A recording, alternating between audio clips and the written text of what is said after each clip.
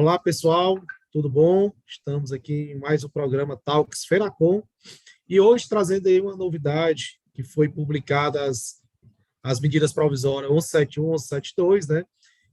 Que falam aí sobre o salário mínimo, o reajuste do salário mínimo e sobre a tabela de imposto de renda e outros afins.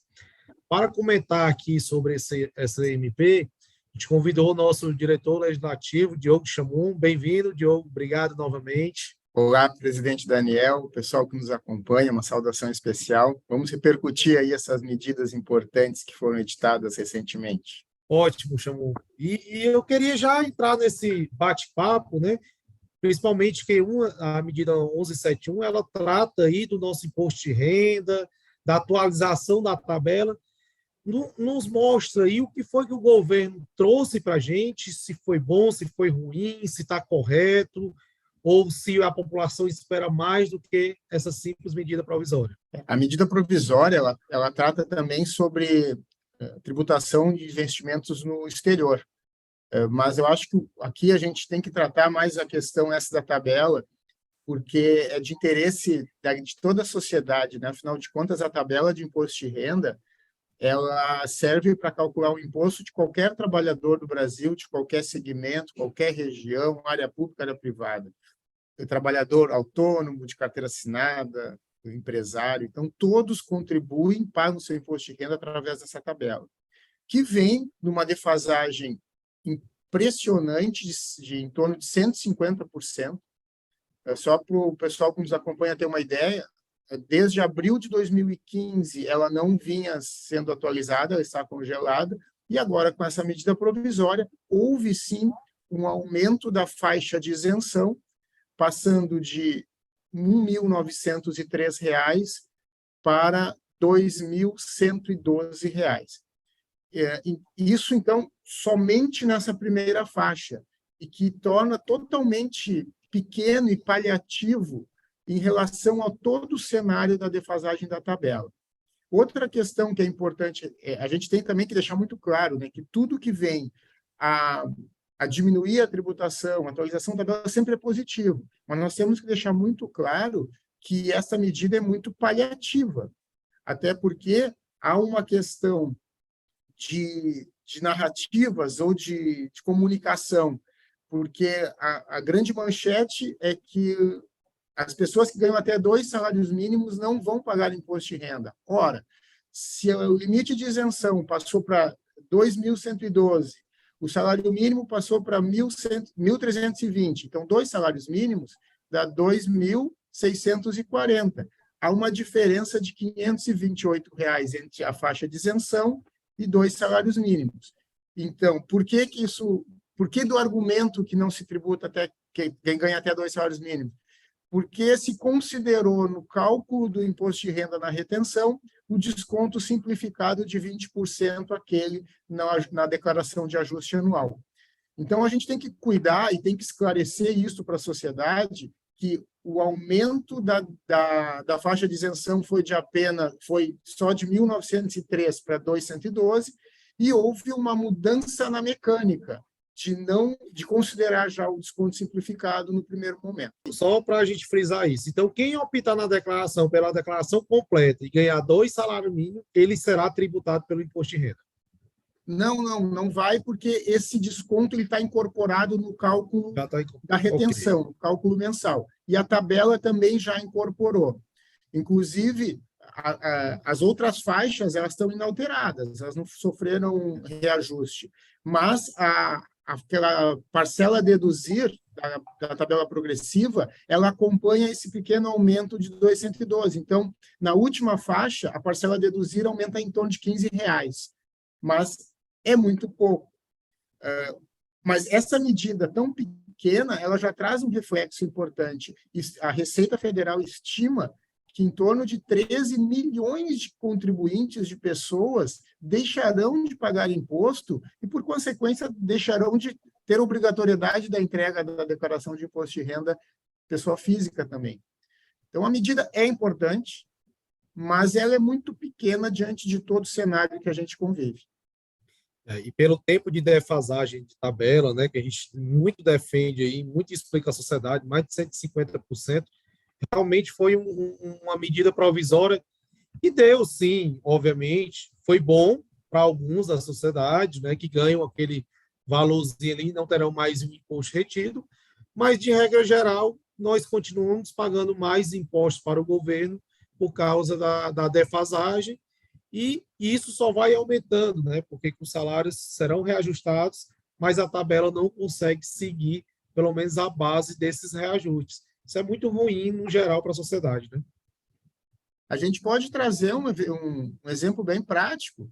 O cidadão brasileiro, trabalhador, que ganha R$ 2.500 mensais, ele mal consegue pagar seu aluguel, seu condomínio, suas necessidades básicas, e já está contribuindo com o governo federal, já está contribuindo com o imposto de renda. Melhorou um pouquinho agora, sim, mas ainda é muito pouco. E aí a gente pode pensar uma linha de trabalhadores da mais baixa renda, eles contribuem com o imposto ganhando um valor insuficiente para a sua subsistência. Não é justo. Então, a gente defende, né, e o governo federal ele já se posicionou que ele quer aumentar o limite de isenção para R$ 5.000, o que seria bem razoável e justo, mas isso também foi dito pelo outro governo, né? O presidente Jair Bolsonaro também já tinha se manifestado nesse sentido, não conseguiu avançar. O presidente Lula também já colocou isso até em discurso de campanha, projeto de campanha.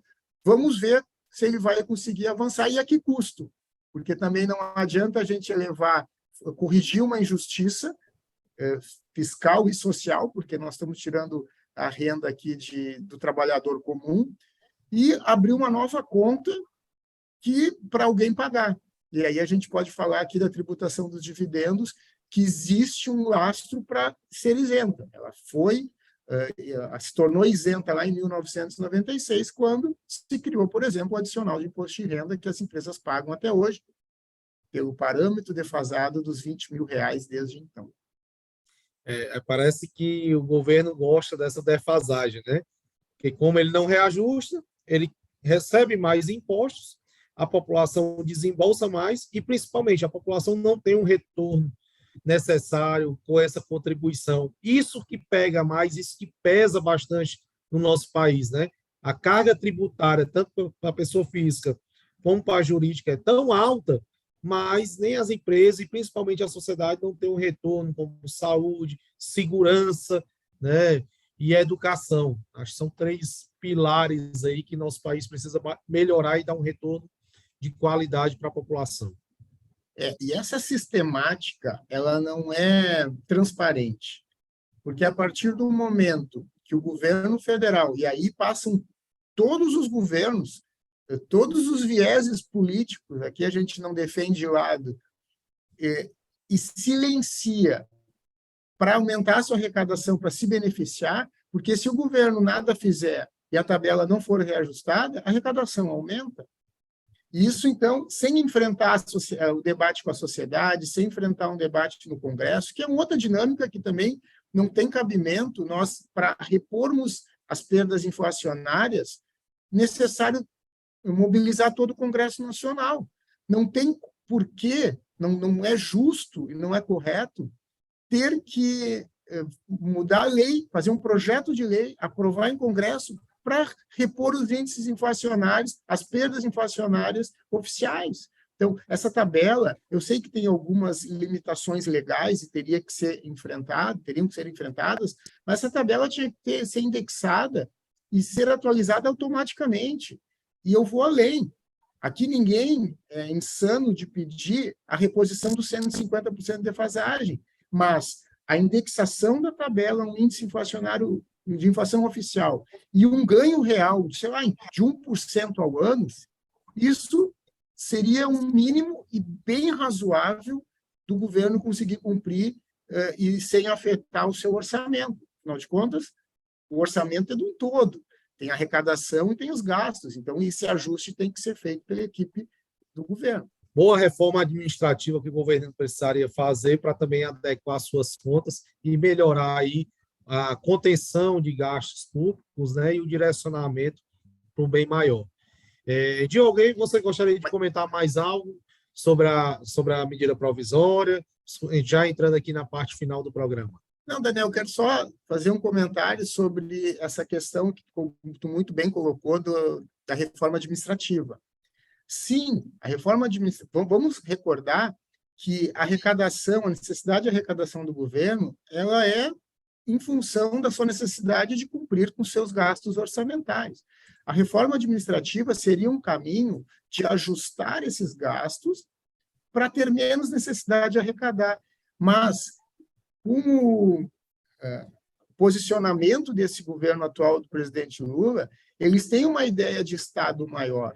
Então, neste momento, eu entendo que uma reforma administrativa viria num sentido contrário, viria para aumentar, para inchar o Estado, que entendemos que não é conveniente, porque a gente precisa, o Estado ele é deficitário, o Estado, aqui a gente fala, o ente público, ele é deficitário para entregar serviços. Então, não tem por que ele inchar para prestar serviços de maneira não satisfatória. Deixa a área privada atender as questões aí de prestação de serviço, e o governo fica com serviços básicos no mais enxuto possível, para não tirar o dinheiro, não precisar arrecadar mais e tirar o dinheiro do cidadão. Ótimo. Diogo Chambu, que é o nosso diretor legislativo, também empresário, né, de Porto Alegre, da área contábil, também empresário no ramo de restaurantes, né, Chambu? Você aí, e que vem acompanhando aí todas as medidas que são publicadas aqui, discutidas em Brasília, acompanha bem a reforma tributária, a tão sonhada reforma tributária, a qual nós estamos esperando aí as novidades de mudança de alíquota ou não, da transparência dos cálculos, que não vai onerar para nenhuma atividade, principalmente as de serviço, né, Chamu? É um caminho ainda longo aí que nós temos dentro do Senado e da Câmara dos Deputados, né? Isso aqui é só um adendo para a gente finalizar nosso programa, Diogo. Traz aí um parênteses, como é que está a nossa reforma tributária. A reforma tributária também é uma pauta prioritária para o governo, é uma pauta prioritária para o Congresso, mas isso, que é para ser positivo, acaba nos preocupando, porque o texto da reforma ele tem uma série de inconsistências que geram críticas. A área de serviço, por exemplo, sendo afetada diretamente com aumento de carga, as empresas do Simples, que diretamente não integram o pacote da reforma, mas acabam sendo afetadas pela questão de geração de crédito.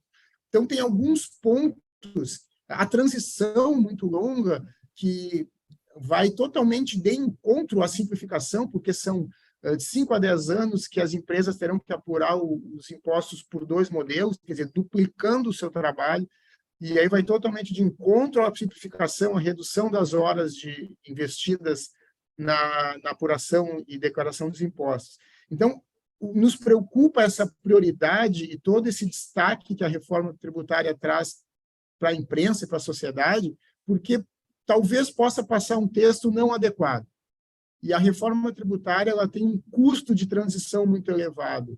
Então, para a gente enfrentar esse custo, a gente, sociedade, tem que ser uma reforma boa, não pode ser mais ou menos, e muito menos ser pior do que o regramento que nós temos hoje. Então, isso é fundamental. Se é para avançarmos com uma reforma importante para o Brasil, que seja uma boa, um bom texto, umas boas regras e condições. Se é para fazer só por fazer, melhor deixar assim e trabalharmos pequenos ajustes na legislação que vise simplificar a nossa rotina tributária. Por exemplo, tem o projeto, a PEC 46, que é o Simplifica Já, que trata deste tema, que tem menos aceitação, menos aderência no Congresso, que é uma pena, porque poderia ser um caminho, já que não mexe na arrecadação, só em simplificação dos processos. É isso, Chamu. Muito obrigado novamente pela sua disponibilidade. E a vocês que nos acompanham, continue. Fiquem atentos às novidades, aos programas e às informações da FENACOM. Forte abraço e até a próxima.